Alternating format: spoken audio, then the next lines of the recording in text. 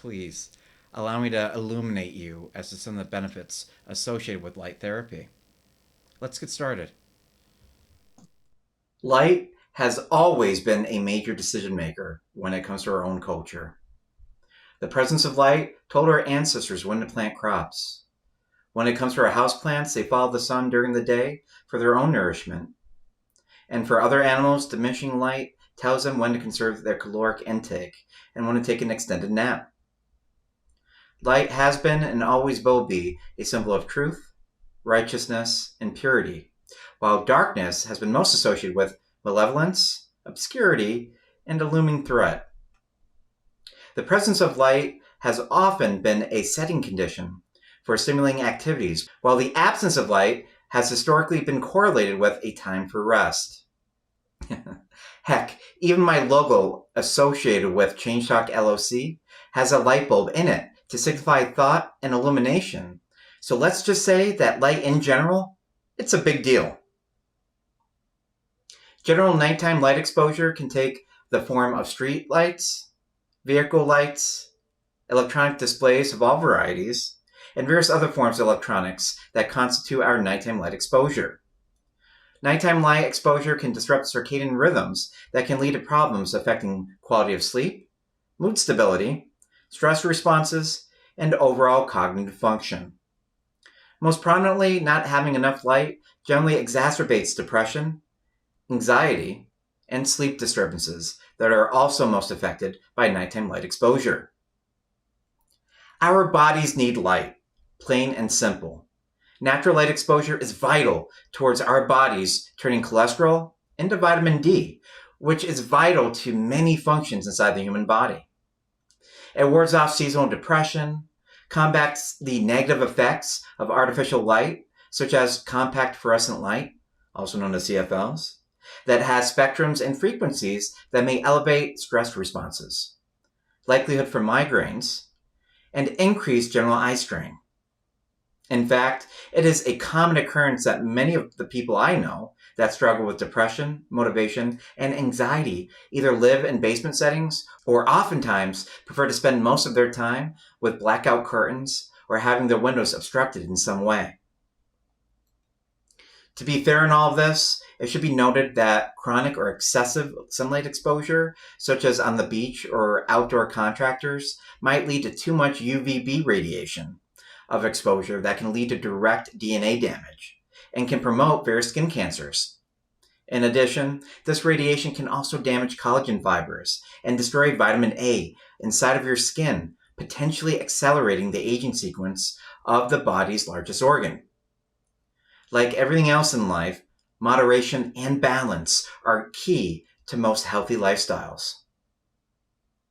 It was not too long ago that scientists even considered switching traffic light colors, allowing red to be go and green to be stop.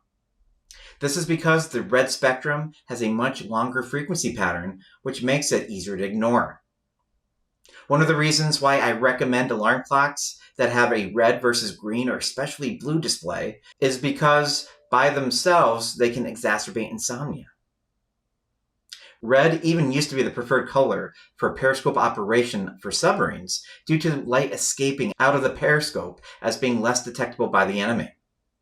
Green, or especially the higher wavelength frequencies of colors such as violet, are much more detectable or distracting by the human eye and hence draw more attention. Unfortunately, we are stuck with red indefinitely with our traffic lights due to the whole psychological symbolism of death and blood that is most associated with not following such a signal.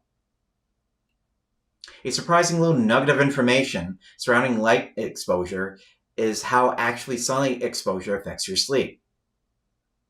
Blue light exposure, or the light that you take in during the day, is vital towards increasing your attention, reaction time, and mood.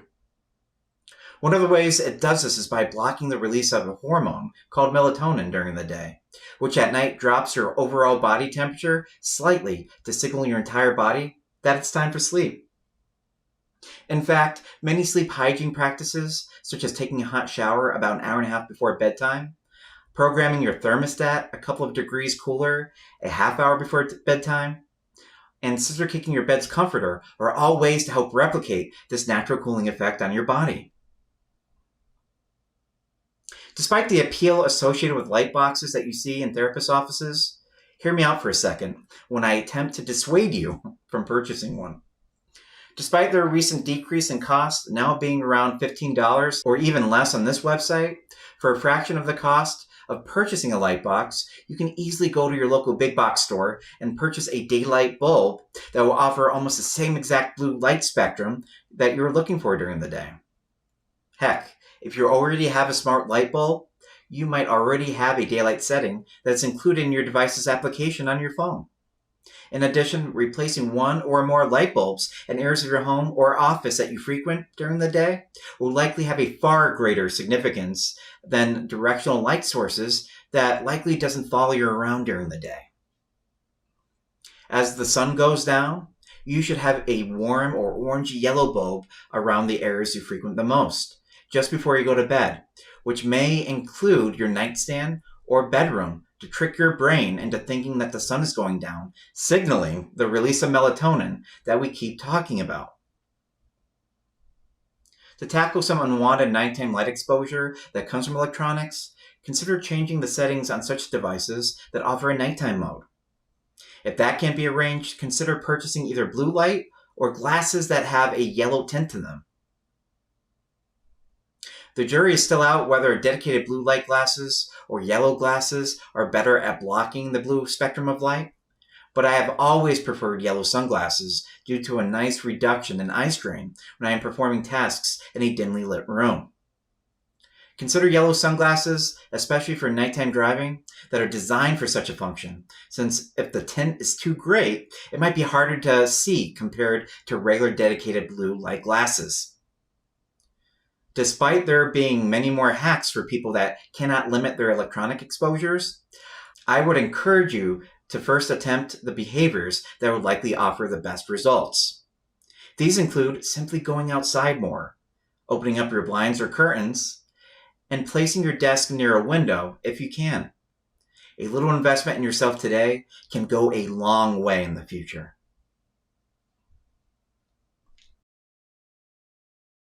All right, well, hopefully you learned today how important light truly is. Stay tuned to our next episode.